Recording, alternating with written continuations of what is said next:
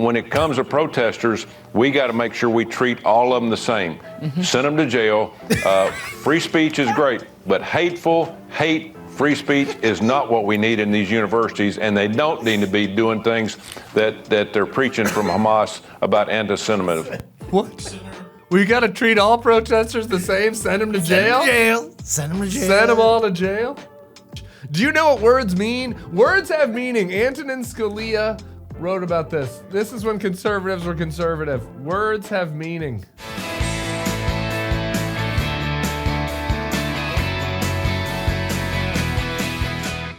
Hello and welcome to the Bulwark Podcast. We're coming at you from Washington, D.C. So I'm here in the studio between two ferns with managing editor Sam Stein. We are actually between two ferns. We are. It's nice. I like it. Yeah, it's very quaint. It's pretty good. We're going to start a little wonky. We're going to do some Capitol Hill machinations talk. Okay. And so I promise for the listeners out there in real America, outside the Beltway, who don't care about reconciliation and cloture votes, that I have candy for them coming at the end. But we have to do this. As I mentioned on yesterday's podcast, there was a quasi CR. They're trying to call it a continuing resolution where they're continuing the Biden budget with some changes. Some serious changes. They're going to plus up funding for the military, deeply cut funding to Washington, D.C.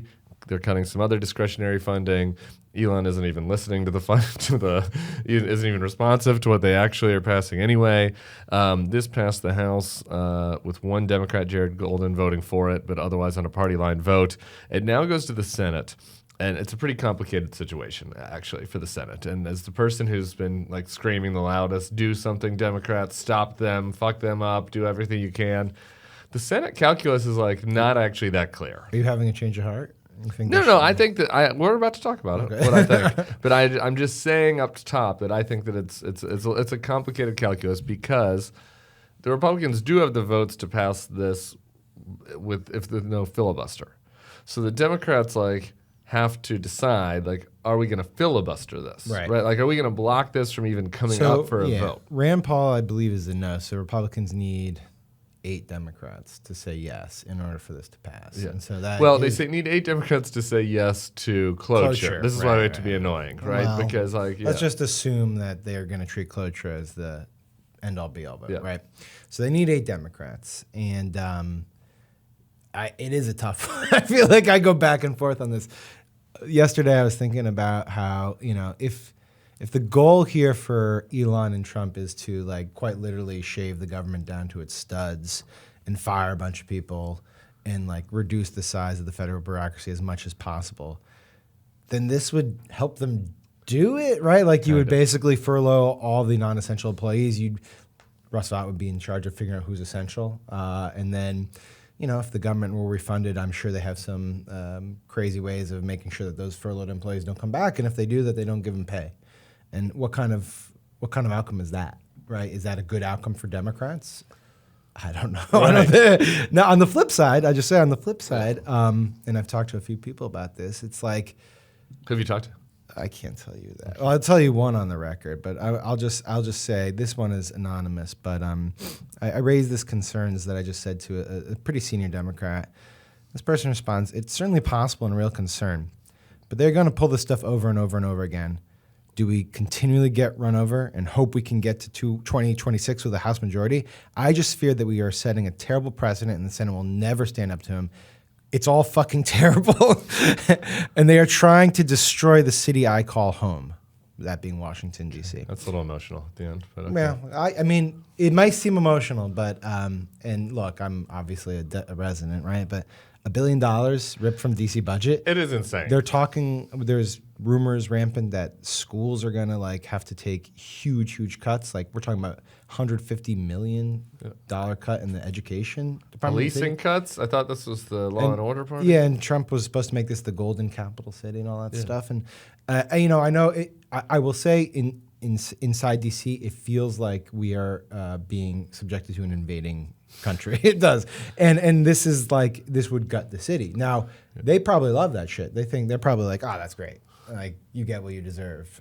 But I can't even fathom doing something in the reverse, right? Where Democrats would go in and be like, you know what, we're really gonna screw over, name your random town in Mississippi. I don't know, like it would be insane, and people would be like, you are heartless, and that's totally impossible. And everybody would be on their high horse. Yeah, how dare you CNN sneer and on all these down things, to on these all the men. panels, just like looking down on the Democrats are targeting Anyways, these red state so not Americans. to divert it into like the DC story, but that's the calculus Senate Democrats have right now. It's like The DC thing is kind of like any time a new president comes in, it's kind of like an invading army comes into the country. I But mean, the this whole one is city does like- change, but these I know, guys this actually was want to literally- kill. yeah, They're they like, wanna "This is kill it." Sherman. This is Sherman. Yeah. Okay. So this is Sherman. part of the reason why the calculus is a little tough is because if you just put it on the inverse, like the Republicans can hold government shutdowns over Democrats' heads. They haven't really done it to much effect. I know I was talking to, I think I can betray this one. He didn't tell me he was on the record, but he's been pretty public on this. I was talking to Brendan Buck, who is Paul Ryan's old guy, yesterday, and he's like, look, man, our team never got anything out of these government shutdown threats. Right? It was always a loser for us. And even in their case, in the Republican case, in those moments where they're trying to, threaten Obama or Biden with shutdowns, like it was kind of a win-win for them, not politically, but like substantively, right? They're like, oh, you shut down the government. Okay, great. We don't like the government anyway, right? And like, so the Democrats are in the different, like they don't have as much leverage as Republicans do because Democrats don't want Russ vote to be able to shut everything down, right? So there is that like. How do you negotiate with a nihilist, right? Like, Right. That's the issue. And what are you actually trying to extract? I mean, let's say in theory they got some sort of promise that Elon Musk wouldn't meddle in some agencies or something like that. Do you really think Elon's going to abide by it? Like, he's already like pushing the boundaries of the law, if not overstepping them on multiple fronts. So there's like quite literally nothing they can put on paper that would make Democrats totally confident that they've solved the situation. So what are you holding out for? Yeah. So this is how I break that down. I'm going to try to answer that question for you. As I see the Senate Democrats' calculus, they basically have three options. They have accelerationism. What's that? Do you know the phrase accelerationism? I mean, I can guess. The racists. This would be a noble version of accelerationism, I guess. But the racists kind of like there's a subset of the white nationalists that like want a race war. So they're because they think the quicker we get to civil war, the better. The quicker we get to civil war in the country, the better. So there's accelerationism, which is like basically saying, fuck it, no, fuck you. You're going to shut down the government anyway. You're already shutting the government down. Let's do it. Go for it. Let's see what the American people think about your governance. And you won't be surprised to hear sympathetic to accelerationism. No, not you, right? Yeah, I know. Let's get it on. There is then limp objection, which is option 2, which is basically the paddle version of this. That's where they are. Yeah, which is where they are. Which is basically saying like, okay, we're going to kind of object to this. We'll cut you a deal where we vote for cloture if you let us vote against some other thing. It'll be too complicated for anybody to explain. We'll all say we voted no because we all will vote no. Because you can't, I guess let's start here. You can't vote yes on this fucking thing if you're a Democrat. Like there's no way to just say straight yes. I am a yes on codifying the Doge cuts. I'm a yes on cutting DC by a billion. I'm letting Donald Trump do what he wants and putting my name on the bill. You can't say yes. I don't. You think can maybe cut a deal where you get a they get to vote on it and they get to pass it 53 to 47. So that's the limp objection path. Limp objection. Okay. And then there's just the accommodation path, which over was and take it. which was basically and Hickenlooper flipped on this. I've seen, but Hickenlooper presented the accommodationist case yesterday, which was basically what you just said, which is like he's like it's the best of two terrible options. I don't want to shut the government down and give them even more power to fire people. There's already enough pain, right? So accommodation, limp objection, and acceleration. I'm putting all my money that they do limp objection. Like, there's just no universe where I will say there's the one thing that is, and I don't think they appreciate it, is how palpable the anger will be over this. I mean, people are really. We were in. I mean, it's going to be in Morning Shots, so we'll be out already. But I was texting with Howard Dean, ex-DNC chair. He said like, this is the quote. You can't. We were talking about shutting down the government and what would happen and having to bring people back and how it's possible that they just won't. And he said that can be negotiated out, and Trump will get the blame for all the crap he does. The GOP strategy is just a gun to the head of the American people, and we should not follow along with it. I don't plan to support any Democrat who does. We can primary incumbents too. I mean, there's like they want to. People are pissed. Oh yeah, and like I think they don't even care. It's not so much they know the outcomes are shit. Like they know that it's shit either way. Their point is that if you don't show a fight, you're just going to get rolled time and time again, and that there are very few venues to fight. This is like literally one of like a handful of venues that they're going to get. And if on the first one they go with, what is it? Limp objection. No, I was saying the second. Accommodation. Yeah, bend over and takeism. Yeah, that's going to be bad. And you would imagine that that's the kind of formula for, we were talking about this a while back, but like a Democratic style Tea Party. Yeah. I want to make the case for accelerationism from a political standpoint, just political, not policy. Okay. And I don't think again, I would love to come here and do, as I do on planes, I listen to the MAGA podcast. That's what I try. Oh, you do that too? Yeah. So I was listening to Bannon, and I was thinking to myself, and I was Does that make the this, plane ride go faster or slower? Okay. I was prepping this podcast. I was like, what would Bannon do? Well, WWBD. I think that's actually a worthy way to operate. Yeah. And the reality is that he would right now be sitting in my shoes with this mic, going to the mattresses, being like, 0 votes, 0 quarter for anyone that gives a vote. Yeah. We must stop anybody that gives a vote. Yeah. Patriots, sign up with me right now. We have the banner of heaven on our side. Okay. Well, first of all, you need at least 3 more college I have shirts. 2 shirts you on. got 2, but only one of them is college. That's you true. need to. Okay. And so there's something, but here's the thing. Again, just politically, there's something to all that. Right. And here would be my political case and why I kind of fall down, I think, more meekly than that on the side of accelerationism. If there's limp objection, I'm for meek accelerationism, which is like, I don't actually think the Democrats will get blamed. The Democrats will get blamed in D.C. and would be blamed among super nerds. But if you are out there, a regular American, and fucking the stock market is crashing, like there's no real progress on any of the foreign stuff that Trump said that he was going to make. The prices are higher. Right. People are being fired all around you. You can't call for Social Security help. You can't go to the national parks. I think that's like. Right. Are you gonna really blame the when you're like Donald Trump is the president? I don't know what the closure is. Like Donald Trump said he'd fix everything. He's a deal maker. It's all fucking chaos. I think it hurts Trump. I don't disagree with that. I think it hurts Democrats among elite thinkers and fart sniffers on the Acela corridor, but I think it probably hurts Republicans everywhere else. I don't disagree that what you're describing here was popularized in the great 90s movie Speed. Okay. Shoot the hostage. Shoot the hostage. And in this case, and I don't literally mean shoot people. Sorry. Yeah. Eagle-eyed Martin, if you're listening. This is a reference to the movie Speed. Okay? People in Canada, I know you're mad at me. In this case, the hostage is federal employees. And you've spent 6 weeks being like, what are you fucking doing to our government? You're firing all these people. It's horrible. And then you turn around and you're like, sorry, but you gotta go because we need the chaos. That's shooting the hostage.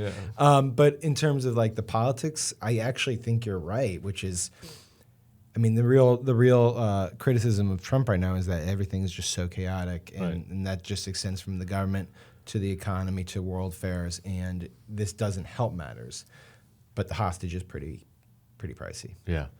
All right. So I'm a no, but I think it's tough. I think it's tougher than it seems. You want to raw dog this thing, basically. I do want to raw dog this thing. And I got to tell you, it's interesting. It's not just one last thing on this because people are so fucking sick of culture talk, I'm sure, listening. But I've spoken to 2 House Democrats who are like not Tim, like not like the flamethrowers. Like listeners probably haven't even heard of either of them, honestly.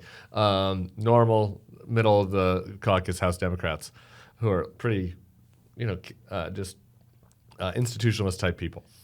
And I put to both of them yesterday, what would you do if you're in the Senate? They're like, fuck it, no.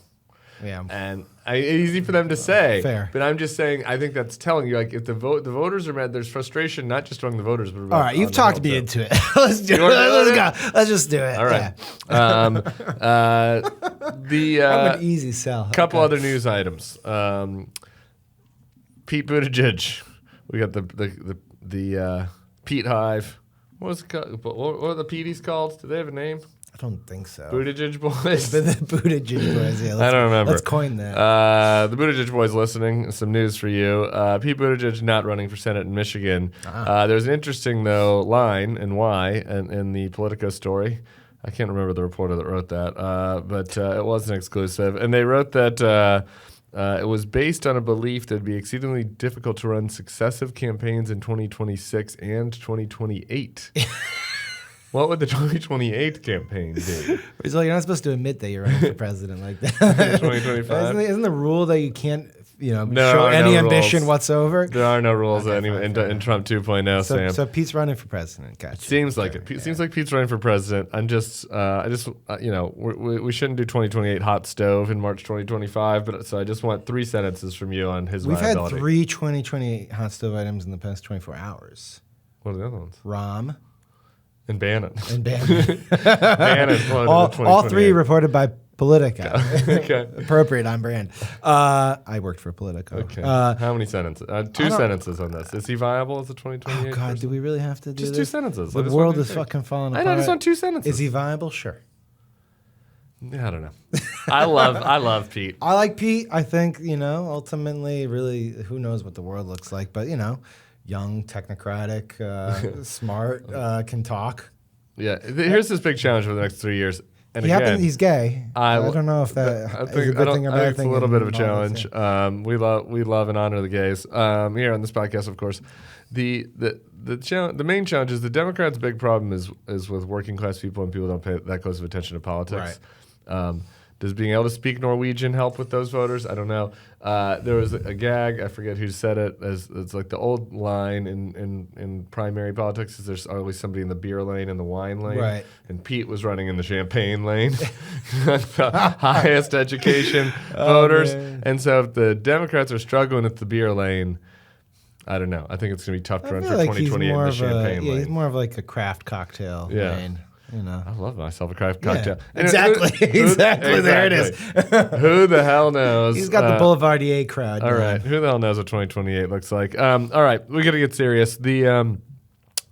I've ignored this story this week to the dismay of some listeners. Yeah, too hot. Well, also there's just fucking a lot happening. Yeah. But I shouldn't have ignored it. JVL wrote a great triad on it, and that's the Mona's got a great piece on it this morning. I'm about to read from it.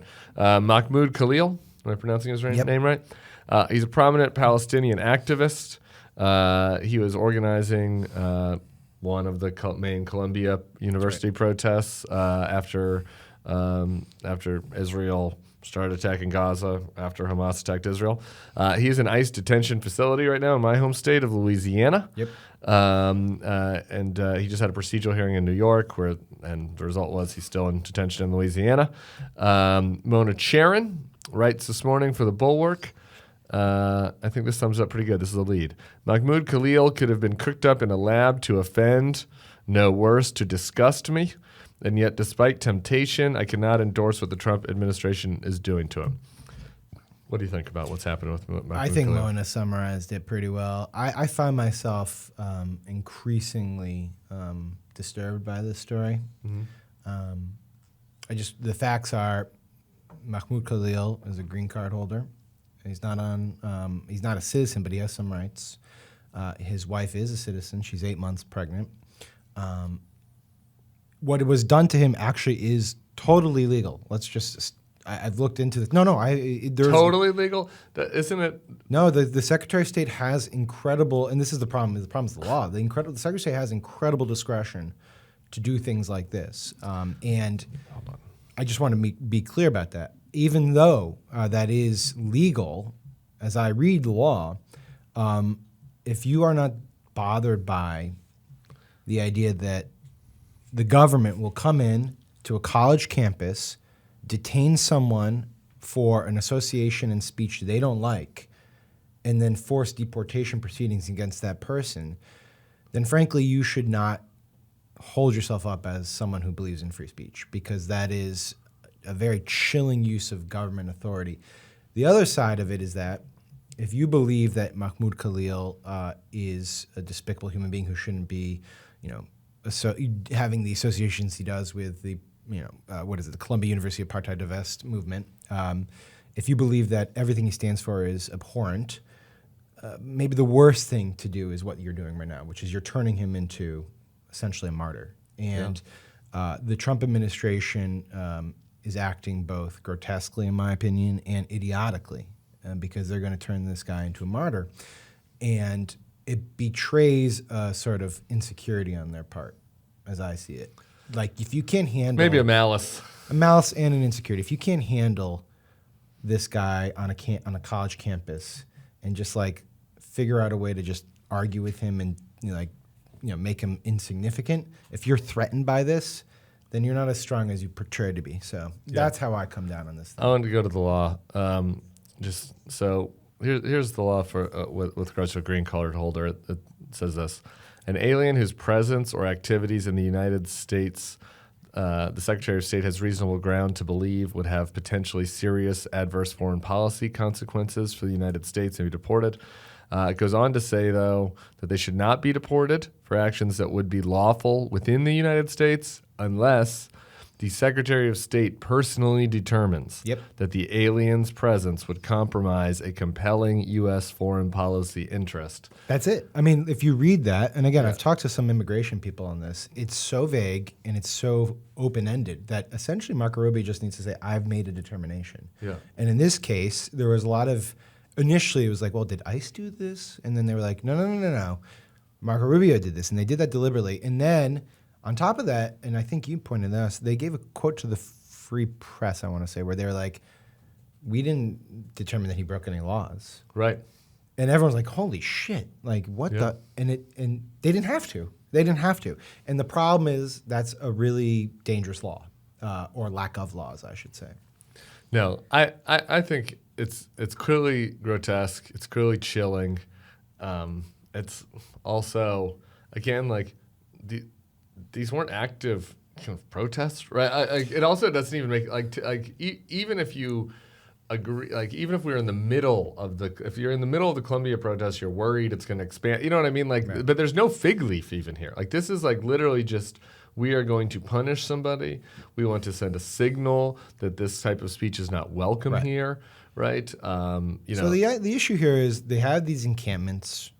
They were intimidating Jewish students. Sure. Yeah. And the university was not doing a good enough job making sure that those Jewish students didn't feel harassed or threatened. And I understand that. Yeah. There are multiple ways to effectuate a different outcome than to take someone literally off the campus and then move them across the country to a nice detention center. And it's just to say this, it's just ludicrous to send this fucking person to Louisiana to put him in an ICE detention center. Yes. Like even if you agree, like even if you're in the whatever radical, if you're in the MAGA right wing of this, and you're like, this guy should be kicked out. I'm very happy that he shouldn't have a green card anymore. Right. Like putting him in an ICE detention center across the country is a ridiculous thing to do. And again, it's an effort to intimidate. Yeah. It's an effort to silence. It's an effort to punish this person. And police, political action. Yeah. And I get it. And look, and the thing is, he's an easy target, right? Like you and I are probably on a 30 side of a 30-70 issue, because here's a guy who's saying things that are essentially sympathetic to the Hamas cause. And I'm not sympathetic to Hamas, right. Obviously. This is a fight I'm sure they chose. But if you believe in free speech, the test of it is not in easy cases. The test of it is in hard cases. And you have to be willing to say, this guy has abhorrent views. I disagree with them. I find them repulsive. He needs to be disciplined by the school. But he has the right to speech, and he has the right to protest, and I will not impede on that right. And what they've done is the exact opposite. They've used the instruments of the state to go onto a college campus, the so-called campus culture warriors or anti-campus cancel culture, and they've gone and done it. And it's crazy to me. I've been heartened, I guess, by a few MAGA figures who've been like, this is too much. Like Ann Coulter. Candace Owens? Well, she might have some different motivations. Yeah, that's true. She's not that great on the Jews. That's a good point. But and I think... But I'm more interested. I actually don't care about the MAGA figures. I'm more interested in the Rogans and my boy Theo Vaughn and like all the other free speech bros out in California. Ben Shapiro made a big deal about getting protested at college campuses when he was invited to do speeches, and how his speeches were canceled because the insecure, whatever you want to call them, students on the school didn't like hearing bad things from him. Yeah, where's he? Yeah, it goes both ways, bud. And they all just acted like the biggest threat to free speech in the world is if a social media platform like deleted their post where they called somebody a fucking slur, right? Like that was this big threat to free speech. It's a big threat to free speech. Like they couldn't post about their fucking horse pills that they pretended were fixing COVID, and that none of them. Nobody came to their door while their wife was pregnant and was like, "Oh, we're gonna take you away and send you to Louisiana of all places, of all fucking places." Like nobody did that to any. Like the Biden administration, which their great crime was like some mid-level Biden staffer emailing Facebook, being like, "Could you kindly take down this post that has totally wrong information about COVID?" That was the threat to free speech that like caused this entire movement of supposed free speech warriors to like rise up and Mark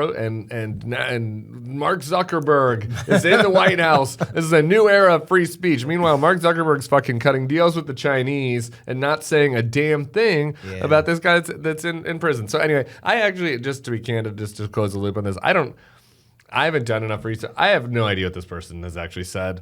So I don't really want to weigh in on like what kind of person he is. The protests like that he was organizing had some signs and had some people involved in them that were fucking despicable. So I don't know, but it doesn't. I guess my point is it doesn't matter, right? Like that it doesn't. At least with regards to the detention of this person. I would say the only thing I would say is if you believed that he was materially supporting Hamas, for instance, or that he was pushing her, then bring it up in a different venue with in file some sort of lawsuit against the guy for supporting terrorism. Yeah, do that. Yeah, if there's some evidence that he was communicating with organizers and on the ground in Gaza, like that are Hamas, charge him, or then just strip his green card, right? Like the one area where this is like.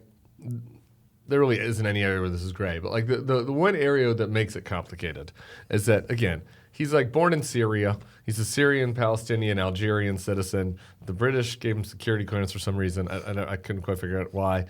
And so it's like, okay, if you have somebody like that has a green card that's here legally, that is communicating with a foreign terrorist group, and the foreign terrorist group wants him to do the protests here and wants them to be violent or whatever, because they think that helps their PR aims, then fucking take his green card and he can go home to Syria or Algeria or wherever he lived most recently. I would be totally fine with that. That is not what this is. No, and they're not asserting that, and that's the issue that people have, is that if you have something that you can charge him with, then charge him with it. Okay. But they haven't.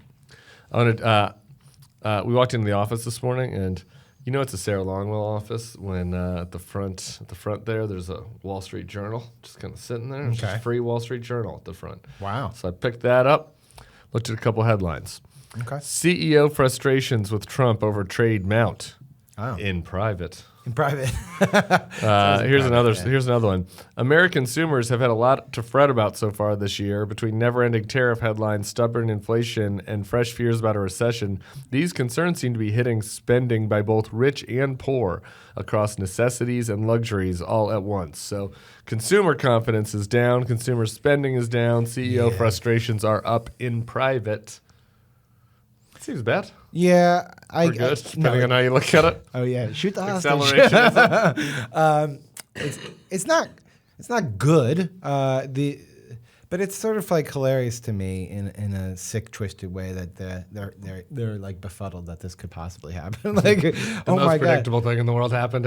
You're doing the tariffs? I didn't expect the tariffs. The man that bankrupted 13 companies is bankrupting America? Yeah, it's like what? You didn't say anything about tariffs. So and then he's so it's so chaotic. Every day is like a different, and it's not a. He's treating it like a reality show, and I know like Howard Lutnick's out there like the sort of MC of the reality show. Tune in next week, but it's not fun or productive or really particularly good for the country. And you know, you've made this point, and I think it's the right one, which is like if the tariffs were so fucking good, do them. Like, just let them go. Let it rip. Like, why do we keep pulling back? Like, let's just let it rip. We have kind of a lot of them out there. It's been so chaotic. I can't keep track of them. I know. It's hard to keep track of them. Which ones have we pulled? Are we tariffing We're people tariffing Europe. Okay, yeah. On steel and aluminum. Good. And get them. And they're tariffing us back. Good. We have tariffs on China, which is kind of a bipartisan issue. But here's the thing. The rate, like, it's at a higher number than during the Trump first term. Okay. So, but we kept the tariffs from the Trump first term because Biden didn't get rid of them. And now we've added on top of that 20% tariff, which is greater than the one from the first term. So, like, very significant tariffs on China, some on the EU, and a lot of uncertainty with the Canada-Mexico stuff. I don't know. I say go further. Let's just tariff I do too. everybody. And he's fucking backed into a corner. My favorite story about all this so far has been Jamie Dimon. Yeah. Fucking Jamie Dimon. Oh, I hate these fucking guys so much. These guys, I hate them worse than the MAGA people. Okay. Give me 435 Steve Bannons in the Congress over fucking one Jamie Dimon. You have a soft spot for Bannon, though. Sure, that's a good point. Give me 435 Candace. No. No. Give me 435. I got to think about who it would be. All right, maybe not. But at least the MAGA people are genuine. Dimon, this kind of got missed because Dimon's suck up to the Trump administration was not quite as totally fawning as all of the tech bros. But sometime in January after the inauguration, he's like, everybody's got to calm down about the tariff stuff. Oh, right. Yeah. He did a whole Scott Bessent's in there. People need to chill out. The economy did great the first time under Trump. America's resilient. We got all of this. Like, we're in good hands here. Everybody, calm down. It was yesterday, I believe, or maybe 2 days ago, the Dimon during the earnings call. Dimon's like, we're seeing some pretty big issues with the tariffs as far as like the impact on the business, and the banking sector is going to be the one that gets hit the worst. And from an accelerationism perspective, don't hate it. Let it rip. Scott Bessent didn't stop all this? Scott Bessent is a disaster. Scott Bessent has been a disaster. I'm amazed at how ineffectual. The person that has I know you has looked the best and the missus. Bring back Louise. What's she up to? Yeah, they're going to Fort Knox to check the gold. She was there. She had the white with the gloves. Yeah, holding the money. I miss her. Bring back Louise Linden. Mnuchin was pretty good. Okay. I do have sympathy for the public sector employees. I want to grab you. You started a tip line for us, and I want to just get some, what you've been hearing on the tip line. For people, though, that were not aware of the tip line, what is it again? Oh, God. TheBulwark.com/tips. Yeah. It's TheBulwark.com/tips. I knew that. I was just setting you up. I forget it every time, but it's there. And we've been hearing from a lot of public sector employees and also private sector employees whose businesses are being affected by this, because we live in a fucking complex economy these days. It's not, we can't roll things back to the 1850s. Yeah, the Puma thing was really a telling thing. And just so people understand, Puma, the shoe wear, athletic wear company, cutting 500 jobs globally. And in one of the decks that we saw for the reasons why had to do with what they called Hispanic hibernation, just basically Hispanics completely freaked out about the deportations and literally not going out and walking around and shopping. Yeah. And that was what they said. The tip line's been really... Also the tariffs they mentioned. They did mention the tariffs. Yeah, so that goes without saying. The tip line's been really incredible. And for those who've written in, thank you. You've helped us tell some really good stories. Look, I think the 30,000-foot takeaway from the tip line is this. There's been an incredible trauma inflicted upon people. And every day we get stories of, really tragic stories, honestly, of people being like, I'm a vet. I've worked for, the Department of Veteran Affairs or DOD or whatever for, 2 decades. My wife's also a government employee. She's a park ranger or whatever. Yeah. We both lost our jobs. And like, what am I going to do? What can I do? Like, there's no recourse. It was just that. Then we get like the ridiculous stuff, which is like, we got a tip the other day. I was like, here's a memo that Pam Bondi just issued. This is a real thing. Yeah. It was a memo. It was like from the desk of the Attorney General. And people who got it were like, oh boy, this has got to be serious. And it was like, following President Trump's bold action, we will be, outlawing paper straws at the DOJ. I was like, are you fucking serious? No, what it was, it announced their new task force, Just Doge.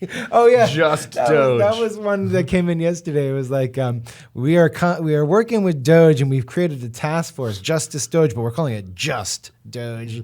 And the person who sent me was like, these fucking clowns. Like, they must spend so much time on this. You've also gotten a lot from like the research community, because that's a lot. That's a little less of a one-to-one than somebody who's losing their job, but it's like, man, if you're doing research for... Oh, this is tragic, yeah. I mean, basically, people who either work at NIH or at universities who depend on NIH funding, and it is just like, the pullback is unreal, and we're going to... This is one of those things where it's happening, but like 5 years down the line, it's going to be really apparent, because universities have basically stopped hiring, big ones, because they just don't know if these indirect cost caps are going to come in, and then the NIH people are basically being forced to wait on whether their research grants are going to be even considered because there's been a communication pause. So we get these tips, and it's like people are just saying, there's supposed to be a review session for my grant. It just got canceled. Check out this website, and I don't know if I can just subsist on no money for the next 3 months until they consider it. And these are like the best and the brightest in our country trying to do great scientific research. They need the federal government because the private sector won't fund this type of stuff. It's long shot success rates, but important to take those shots. And they're just going to have to figure out whether to even leave the field or try to find some other country that might fund them. Yeah. I had 2 tips recently. One came from the tip line, which I have to anonymize, but they were doing like healthy growing of like local produce. Right, and no pesticides, all that sort of stuff, and selling it to the schools. It's part of a program, where instead of getting, your fruits and veggies from some fucking big truck that comes from the other side of the country, it's like a local farmer does it. You would think this would be in the Maha it's very wheelhouse. Yeah, this would be about as Maha as you get. Yeah. But no, Maha is going to Steak and Shake and having beef tallow fries and a Coke. We have while we cut the funding for the dudes and dudettes that are growing local organic produce and giving it to the school children. That's what they're fucking doing. That's number one. Number two is that's incredible. That's so stupid. Why are we doing that? It's so stupid. Okay. Here's the other one. This was not from the tip line. This was from. You're gonna laugh at me. This was unintentional. I did not mean to be nosy. Everybody has to be careful on a plane. I'm on the plane here last night. I'm sitting next to a guy, listening to Bannon, listening to Patrick Bet David. Oh, God. And I turn left and I look at this guy at his computer, and I didn't mean to read his computer, but the MAGA, the word MAGA just jumped out at me. Yeah. And so I was like, okay. So I did the thing you're not supposed to do, which is like I read the text that he was sending on this computer. And it was some guy that works for an organization coming to D.C. to beg for money. And the text said basically, I didn't quote it because I didn't ask permission to look at his computer, but it was essentially, I found a woman that works for us with a southern accent who I think will better appeal to the MAGA types that we're going to need to convince to give us the funding. And it's just like, this shit is happening everywhere. You know what I mean? God. Like that is dystopia. That's like dystopia. She fits the part. She fits the part. We found a blonde from Alabama. Speaking of Alabama, I told people that we'd have fun at the end. That wasn't fun? Of the podcast. We're not done? Real fun. Oh no, we're not done. All right. We've got. Wait, can I just say about Steak and Shake? Yeah. We hired Will Summer. If people don't know Will, he's great. He was on the pod this week. Oh yeah, of course. He was on Tuesday's pod. Don't pretend like you. I saw a clip of it. He's got a hilarious Steak and Shake story coming for Friday's morning shots. It's so good. I can't give it all away, but it's really good. Subscribe to bulwark.com. We got some new Steak and Shake content. This has been brutal. Since you didn't listen to Tuesday's pod, I can repeat it to you. This has been brutal for me because I grew up in St. Louis. I moved to Denver in middle school. Steak and Shake was like our celebratory meal, and I got a good it any report good? card. Not really, actually, but still, I have like Yeah, you have nostalgic memories. Yeah. memories, so it hurts. Okay, finally, we got to close the pod. I'm in trouble. We're going to be late. Okay. We have a potpourri of Tommy Tuberville clips. Oh yes, okay, We're gonna listen to 3 Tommy Tuberville Your clips. ball coach, yeah. All of them are from yesterday. Okay. This is just three clips from a single interview. I mean, this guy is touching all the bases. I'm excited for this, but what you should have done is you should have just read it to me and said, guess the real Tommy Tuberville. No. Right, we are going to respond to each. We're going to do one at a time and do a brief reaction to each clip, and then I'm going to have you rank which one's best to worst, or the most Tommy to the least Tommy. Okay, most to the least. Okay, let's do it. Yet.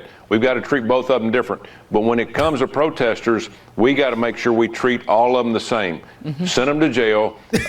Free speech is great, but free speech is not what we need in these universities, and they don't need to be doing things that they're preaching from Hamas about anti-Semitism. What? We got to treat all protesters the same? Send them to jail? Send them to jail. Send them all to jail? All right. And then the next sentence, the next thing is, we believe in free speech. Do you know what words mean? Words have meaning. Antonin Scalia wrote about this. This is when conservatives were conservative. Words have meaning. Yeah, okay. Let's play the second one. I'm going to rank these. Send to jail is a great line. People don't realize and understand is every state has their own Department of Education. It's not like we're not going to have a Department of Education, but every state, I'm from the South. We have a different way of life in terms of education. We educate our kids in different curriculums. Everybody should do their own thing, but we... Okay. Now, I just to put a finer point on that one, in the South, we educate our kids on different curriculums. Everybody should do their own thing. There's a generous way to interpret that, and then there'd be a less generous. Very ungenerous. There'd be a very ungenerous way about the different groups that get educated in different. We have different curriculums for different people. Tommy. In the South, so that's the education plan. Let's listen to number 3. And Trump's tariffs, making America great again. It's a great strategy. Somebody's finally doing something out of the White House, President Trump, that is, that says you have to take an action in another country. Is that an eagle? Yeah. No pain, no gain. That's what we used to tell our football players. There's going to be some pain with tariffs. But tariffs got us back as the strongest economy in the world when President Trump was in the first time. He knows what he's doing. No pain, no gain. He knows what he's doing. Does he know what he's doing? I don't think so. I don't think he knows what he's doing. Sam, what do you think? I mean, the most Tommy's obviously send them all to jail. They can't really top that. Okay. The no pain, no gain That's is... Auburn Tommy. Yeah, that's real. No pain, no gain is so cliched. I gotta go with. I gotta think that's the last. Separate but equal schools. Separate but equal schools. The sort of we had it really good back in the 50s when we had our own curriculums. Yeah, that was real. That's real South Town right there. This guy, I mean, he's sort of a gem in a way, but not maybe meant for the Senate. I mean, send them all to jail would have been a more funny and less alarming quote if it wasn't for the fact that we're sending protesters to jail. Exactly. But he's not enough. We got to treat them all equally. Send them all to jail. I hope that Glenn I'm sure. Greenwald, I think Tommy also probably appreciated the J6 pardons too. Yeah. Send those people back from jail. I hope the Glenn Greenwalds and the other big free speech warriors are happy about what they got, what they signed up for. Who could have predicted this? Last thing. Yeah. That was supposed to be the last thing, but you're on Real Time with Bill Maher this weekend. I am. Big. Have you been on that before? You have. How many times? Like 7? You haven't watched, Tim? I don't know. Well, this makes up for me not seeing. Okay. How many times have you been on? This will be my 4th. 4th time.